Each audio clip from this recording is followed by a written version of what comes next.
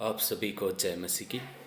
आज जो मैं आपके सामने बाइबल का जो वचन लेके आया हूँ वो है इजरा 8 का 23, जिसमें लिखा है कि उपवास करने पे और उपवास करके विनती करने पे, प्रार्थना करने पे परमेश्वर हमारी बात सुनता है।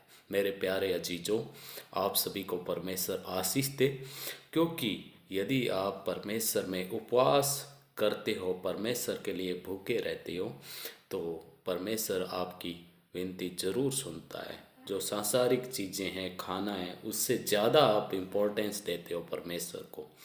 उपवास आप किसी भी दिन कर सकते हो, लेकिन जिस दिन आप कोई वर्क करते हो, जिस दिन छुट्टी रहती है, उस दिन यदि आप उपवास करते हो तो अच्छा रहता है, क्योंकि उस दिन आप विश्राम भी करते हैं और उस दिन क्या है, परमेश्वर के साथ आपका मन भी जुड़ा रहता है। आप परमेश्वर का वचन पढ़ सकते हो और आप परमेश्वर के साथ उस दिन जुड़े रहते हो। वर्क में यदि आप उपवास करते हो तो उस टाइम क्या है कि आप बहुत ज़्यादा बिजी रहते हो और परमेश्वर की ओर आपका ध्यान थोड़ा कम रहता है। और उपवास कितना करना चाहिए ये आपकी मर्जी है। आप सप्ताह में एक बार भी कर सकते हो, लेकिन मेरा मानना है सप्ताह में एक उपवास तो हर कोई जो प्रभु यीशु मसीह में विश्वास करता है उसे सप्ताह में एक उपवास तो करना ही चाहिए। और उपवास इतना ज़्यादा भी नहीं करना चाहिए। जैसे अफ्रीका में कोई पेंटिकॉस्टल पास्टर था और उसने इतना ज़्यादा मतलब उपवास करवाया था कि बहुत सारे लोगों की मौत हो गई थी, कई बच्चों की।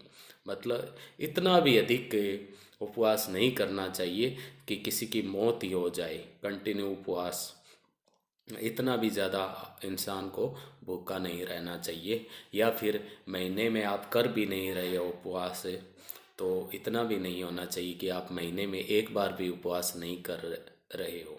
आपको उपवास करना चाहिए, एटलीस्ट सप्ताह में एक बार उपवास ज़रूर करना चाहिए।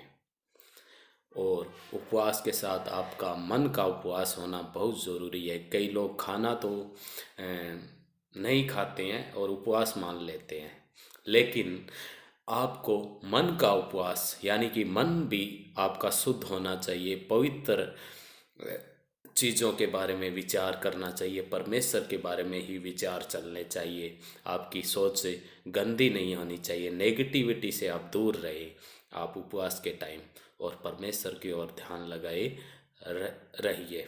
मैं यही चाहता हूँ कि प्रभु आपको आशीष दे और उपवास करने की सामर्थ, शक्ति और समझ